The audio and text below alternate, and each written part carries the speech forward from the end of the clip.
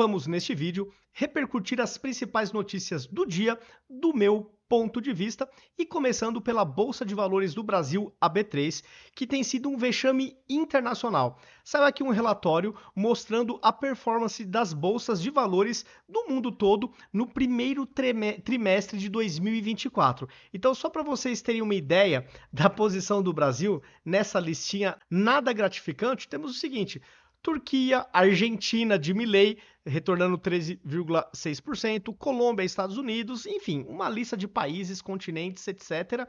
E o Brasil ficando, inclusive, pior do que a média da América Latina. Na verdade, o Brasil piorou muito a média da América Latina. A Argentina de Milei teve um retorno nesse primeiro trimestre de 13,6% na Bolsa de Valores de lá, e o do Brasil e a B3 caiu 7,4%, isso tudo já em dólar, todas essas referências.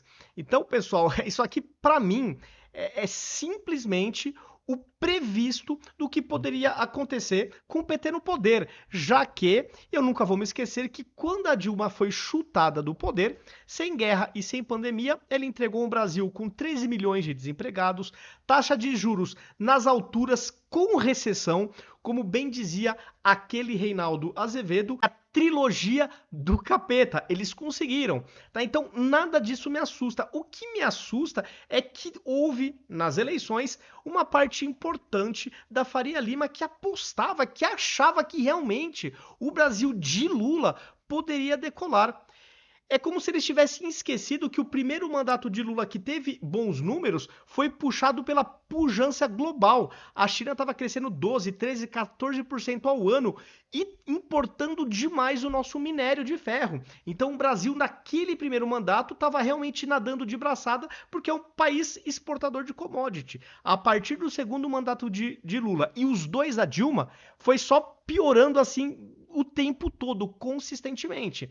Então, pronto. Eu espero que a partir de agora, aquela parte da Faria Lima que tinha uma esperança injustificada, do meu ponto de vista, comecem a acordar. Parte já está acordando, mas tá aí os números, né? Fazendo essa gente toda sentir no bolso a consequência de ter feito o L, tá? Então essa notícia realmente é para coroar aquilo que eu sempre penso em relação ao governo de esquerda.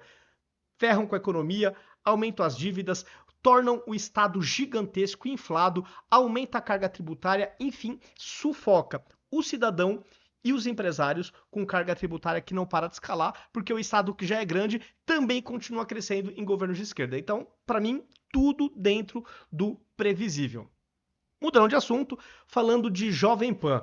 Agora a Jovem Pan teve a última pá de cal para realmente romper o resquício de vínculo que tinha da direita com essa emissora. Por dinheiro, o Jovem Pan veta política no Pânico e no Morning Show. Bom, o Morning Show já tá estragado faz tempo. O Pânico ainda era aquele suspiro de esperança dentro da Jovem Pan.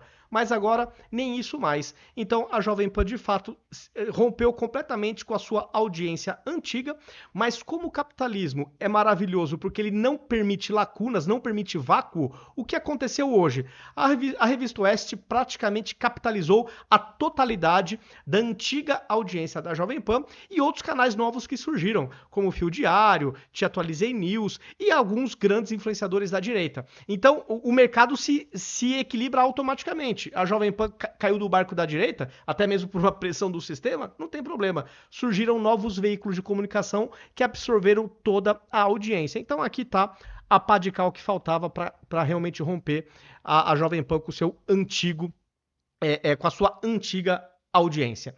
Aqui, pessoal, o Ciro Gomes faz uma denúncia gravíssima, onde ele acusa o Camilo Santana, ex-governador do Ceará e atual ministro da Educação de Lula, de ter feito acordos com facções criminosas lá no Ceará, inclusive entregando presídios para cada uma das facções de acordo com Ciro Gomes, e ele fala que tem como provar. Vou dar aqui um play só para vocês verem da boca do Ciro Gomes. Acha mesmo que esse domínio das facções aconteceria se não fosse a omissão ou a grave conivência da polícia do PT com esse assunto? Eu tenho aqui anúncios. Em 2019, houve aqui uma grande revolução das facções criminosas e tal, porque o Camilo Santana, que é o patrão do atual governador, fez um acordo com as facções. Aí, o prefeito Sarto está fazendo demagogia. Não, quem está dizendo agora sou eu, com a minha responsabilidade. E eu posso provar. Qual foi o acordo? Não digo que foi de má fé, não, que foi para receber dinheiro. Não estou dizendo isso, eu estou dizendo o seguinte. Tinha todo dia aqui um assassinato de gente dentro dos presídios. Então, a facção A do Rio de Janeiro matava o cabo da facção B de São Paulo, o cabo matava a facção lá do norte, a outra facção daqui, e não sei o quê, para não dizer os nomes, para a gente não glamorizar essas coisas e tal. E aí o que é que faz o senhor Camilo Santana? Um acordo que está em vigor até hoje. Essa é a grande questão que nós estamos denunciando. E hoje se desfaz isso, meu irmão, não tem saída. Qual foi o acordo? Separa. O presídio A é da facção A, o presídio B é da facção B. Pronto. Nunca mais ninguém ouviu falar em assassinato de bandido por bandido dentro dos presídios. Agora o assassinato é no filho da trabalhadora, é no filho do trabalhador, no adolescente, na rua. Pois é, pessoal, então é isso, né? Uma denúncia aí grave do Ciro Gomes, né? Então ele continua realmente batendo aí no PT. Obviamente a gente não pode ser ingênuo, ele tá pensando eleitoralmente em 2026 para ser uma alternativa a essa extrema esquerda petista que é um atraso para o nosso país. Aqui um breve comentário, né? A Gazeta do Povo está repercutindo aqui uma notícia falando o seguinte, que o Moraes, ele vai participar de um evento junto com o Gilmar Mendes e com o Dias Toffoli lá em Londres, tá? Um evento da área jurídica, e ele foi questionado se vai dar entrevistas, e ele falou nem a pau. Até coloquei aqui um trecho. Ao ser questionado se daria entrevistas no final do dia, Moraes disse nem a pau. De acordo com a Folha de São Paulo, a frase foi dita em tom irônico e bem-humorado. Aí até brinquei, né? Haja humor, não é mesmo? Porque a vibe não tá muito boa pro nosso judiciário e também pro ministro Moraes, né? E até me pergunto, será que nesse evento aí em Londres, eles vão mostrar pro mundo as inovações do nosso judiciário? O fato de poder ter um magistrado que ele pode ser vítima, pode ser o acusador, o investigador, o próprio juiz, né, os inquéritos infindáveis. Será que essas boas práticas aí do judiciário brasileiro vão ser comentados lá no mundo afora para as democracias aprenderem com o nosso país? Estou sendo aqui irônico, né? Mas seria interessante se de alguma forma fosse exposto o que vem acontecendo no Brasil, né? Mas acho muito difícil, obviamente. Aqui, voltando para o amigão do Lula, o Maduro. Ditadura da Venezuela proíbe mais de 5 candidatos de oposição. Aí eu coloquei aqui o seguinte comentário, galera, e porque é realidade. Eleições nunca foram sinônimos de democracia. Basta ver o que acontece na Venezuela, Cuba, Rússia. Esses países têm eleições? Tem, mas isso significa democracia em absoluto. E por quê? A eleição em si não significa muita coisa. Por quê? Se o processo não permite que opositores participem, que é o que acontece em Venezuela, Rússia, Cuba, então essa eleição é teatrinho para inglês ver. Simplesmente é uma mera formalidade para dizer que teve eleição. Mas se a oposição não pode participar, que eleição que é essa? Outra, ainda que a oposição possa participar, se o processo for tendencioso, se ele sempre favorecer a situação prejudicando a oposição, se a oposição não puder repercutir notícias negativas do tirano para tentar abrir os olhos da população, se tudo for manipulado, então a eleição também passa a ser uma mera formalidade para tapear aí o processo democrático, naturalmente. Então, para que tenha democracia, sim, tem que ter eleição, isso é óbvio, porque se não tiver eleição já é uma tirania escancarada. Então, tem que ter eleição? Tem. É condição suficiente? Não. Mas entendo a eleição. O processo tem que ser justo e tem que ser imparcial. Primeira coisa. E todos os opositores têm o direito de participar livremente. Então, essa aqui é o encadeamento necessário. Eleição com transparência, justa e com todos podendo participar da oposição, se candidatando e concorrendo junto com a situação. Aí sim a gente tem uma democracia. Tá? Então, o que me lamenta muito é ver que o Lula continua passando o pano para esse regime. É isso que dá nojo do nosso governo. Uma das coisas que me noja em relação ao PT e o Lula é essa passada de pano para todas as ditaduras socialistas da América Latina.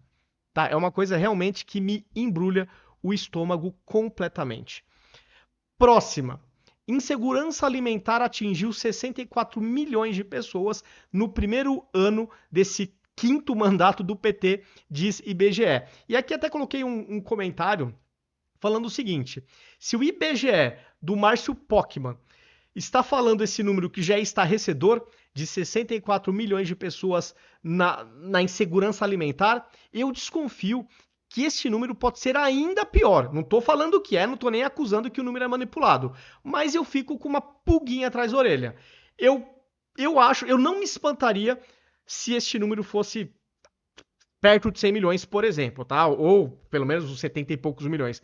Eu não me espantaria. Mas, de qualquer forma, se o número for este mesmo, já é um absurdo. Já é uma coisa assim, um governo, um partido que desamar o povo, se preocupar com os pobres, blá blá, todo aquele discurso de governos de esquerda, deixar chegar numa situação dessa, é uma coisa realmente lamentável sobre todos os aspectos. Aqui, pessoal, uma coisa que repercutiu bastante no dia de hoje, esse jornalista da Globo News, o André, acho que André Trigueiro, se eu não me engano, ele fez aqui um comentário onde resumidamente, ele falou o seguinte: na visão dele, tem que ter um aumento de carga tributária em alimentos do tipo ultraprocessados, refrigerantes, porque são alimentos que impactam na saúde da população. Este argumento em si está correto. Só que parem para pensar o seguinte, galera. Esses alimentos são justamente, em sua grande maioria, os mais baratos. Então, o povo pobre, a população carente acaba consumindo estes produtos porque é o que cabe no bolso. Porque se a gente for pegar produtos assim que sejam mais saudáveis, produtos orgânicos, sem glúten, todo esse tipo de coisa, é muito mais caro. É uma fortuna. O pobre, infelizmente, não consegue ter acesso a esse tipo de alimentação mais saudável. E se essa ideia desse jornalista da Globo News prosperar, de alimentos ultraprocessados, refrigerantes, todas essas besteiras, né, do ponto de vista de qualidade, realmente fazem mal para a saúde, mas se aumentar o preço também desses itens de compra no supermercado, como que o pobre vai fazer para manter durante todo o mês a mesma quantidade de comida na mesa? Então, a gente tem sempre que pensar, principalmente eles que são esquerdistas, que juram se preocupar com as causas sociais, não podem esquecer da questão do povo. Né? É fácil falar bonitinho, né? Não, isso aqui faz mal para a saúde, o governo tem que aumentar os impostos. Tá, isso é lindo de falar. É lindo, completamente lindo. Agora, e o povo? Tá fora dessa equação? Tá, então foi aí um comentário que eu fiz em cima desse comentário do jornalista da Globo News. Falta de comida é pior em casas com crianças. Meus filhos só comiam miojo. E aí, fazendo uma referência a esse jornalista da Globo News, eu até falei, né? E tem jornalista da Globo aplaudindo e clamando por mais impostos seletivos nesses alimentos. É a empatia com os pobres que fala, né? Então, sendo aqui bem irônico. É isso mesmo, galera. Eu acho que tem que pensar sempre no povo antes de sair taxando, antes de sair, sabe, fazendo coisas assim, onde aparentemente faz sentido, só que de fato não, né? Na realidade não faz sentido. Que mais aqui? Bom, uma notícia também que repercutiu bastante no dia de hoje é o seguinte: Elon Musk afirma que ficaria feliz em testemunhar sobre as demandas de Moraes no Congresso brasileiro, onde já foi aprovado o seu convite. Então, Elon Musk falou que sim, ele se sente feliz em poder testemunhar este caso no Congresso brasileiro. Tá? E junte-se a isso, o fato também do Rumble ter sido intimado pela Câmara dos Estados Unidos para apresentar as demandas judiciais que chegaram do nosso STF até a plataforma para derrubar perfis. Hoje o Rumble abandonou o Brasil por causa da censura. Como o Rumble se negou a cumprir as ordens do STF, eles falaram, vamos vazar do Brasil porque o nosso modelo de negócio é incompatível com países que têm censura. E aí eles vazaram. E o Rumble já falou que vai sim abrir todos os documentos em relação a essas demandas do STF para derrubadas de perfis. Para quem não conhece o Rumble, é uma plataforma de vídeo, obviamente não tem o mesmo tamanho do YouTube, mas lá nos Estados Unidos é uma plataforma forte, longe do YouTube, mas ainda forte. No Brasil começou, mas já vazou do país porque, né, a questão da segurança jurídica eles levaram muito em consideração. Deixa eu ver se tem mais alguma coisa aqui para repercutir com vocês. OAB entrega a Pacheco PEC das sustentações orais. Ou seja, os advogados querem ter o direito de poder fazer as suas sustentações. Isso para mim já é uma coisa óbvia, né? Já deveria ser um direito explícito. Mas a OAB propõe uma PEC para deixar ainda mais claro essa questão. E aí eu fiz o seguinte comentário. E aí, Rodrigo Pacheco? Poder contar com Vossa Excelência? Será que você vai pautar, vai lutar por essa pauta? Que é importantíssima, né? Os advogados poderem falar, defender os seus clientes. Né? Então, isso aqui eu considero uma pauta importantíssima. Alexandre de Moraes ignora prazo dado à Polícia Federal pela PGR para concluir caso Silvinei Vasquez. E aqui eu até coloquei, né, um texto falando o seguinte: é impressão minha ou está deixando de ser uma exceção ignorar a PGR? A matéria diz que Moraes ignorou o prazo dado pela PGR para que a Polícia Federal concluísse o inquérito de Silvinei Vasquez. Assim, para mim tá ficando muito recorrente esse tipo de informação. Moraes ignora, Moraes, assim, deixou de ser exceção, então?